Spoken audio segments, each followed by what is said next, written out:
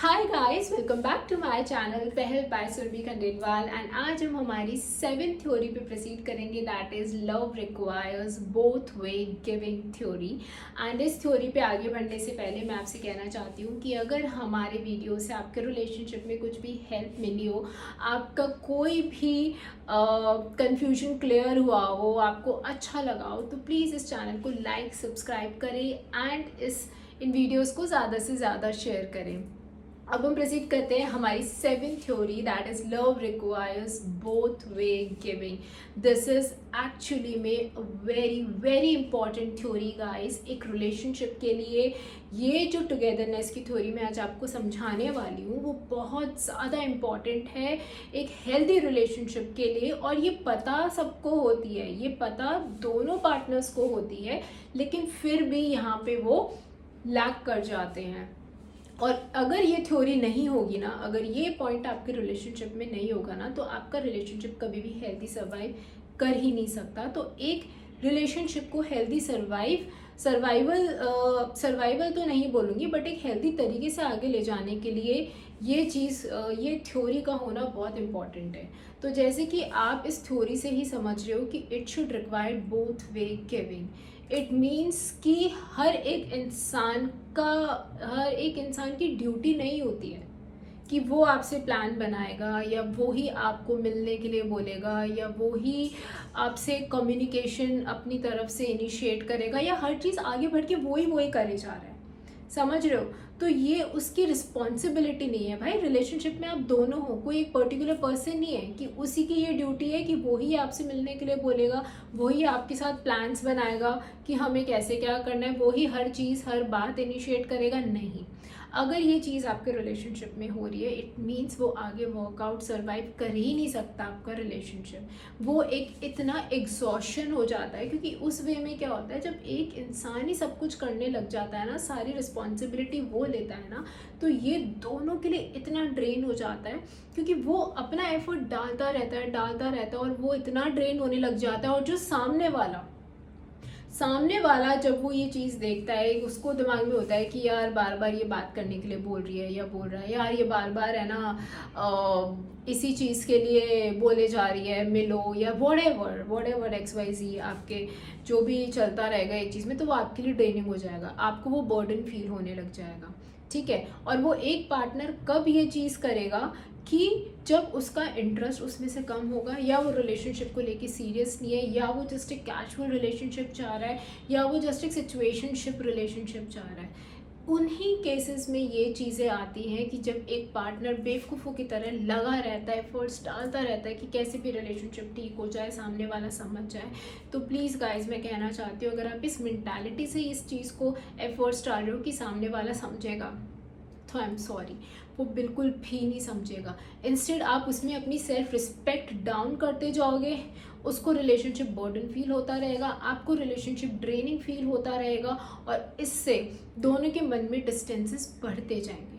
तो इस केस में अगर आप जेन्युइनली अपने पार्टनर से लव करते हो, जेन्युइनली अगर आपको अपने पार्टनर की केयर है, आप उससे अटैच्ड हो, इस केस में मैं आपको कहना चाहती हूँ कि हमेशा मेल्स को ये ध्यान रखना चाहिए कि हमेशा वो आपसे हर चीज़ के लिए पूछेगी नहीं कि आपने ये कर लिया, हम ये कर लेते हैं, हम वो कर लेते हैं। थोड़ी रिस्पॉन्सिबिलिटी आपकी भी बनती है। अगर कभी वो कोई चीज़ प्लान आउट कर रही है, तो कभी आप भी कर सकते हो, it's not a big deal.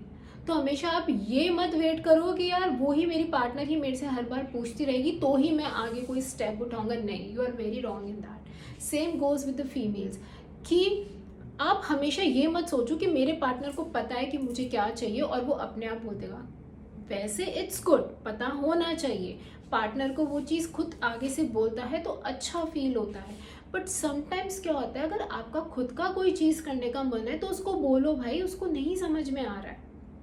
ठीक है? अगर आपका पर्टिकुलर, अगर सपोज आपका मन है, आप 2 दिन पहले मिले हो, अब आपका मन है कि यार मुझे कल भी मिलना है, तो वो आपका मेल पार्टनर वो अज्यूम नहीं करेगा, उसको यही लगेगा ना कि हम तो अभी 2 दिन पहले मिले, हम फिर मिल लेंगे, प्लान कर लेंगे जैसे करते हैं। बट एनी सम हाउ आपका मन करे तो उसको बोलो भाई कि भाई मेरा मन है मिलने का, हम प्लान कर सकते हैं। तो उस चीज़ को बोलोगे तभी उसको समझ में आएंगी। तो अपनी नीड्स बताओ कि भाई मेरे को ये मन है, मैं ये चाहती हूँ, ठीक है, तो आप उसको बताओ तो फिर वो उस चीज़ को समझेगा, वो बैठे बैठे नहीं इतना सोच लेगा।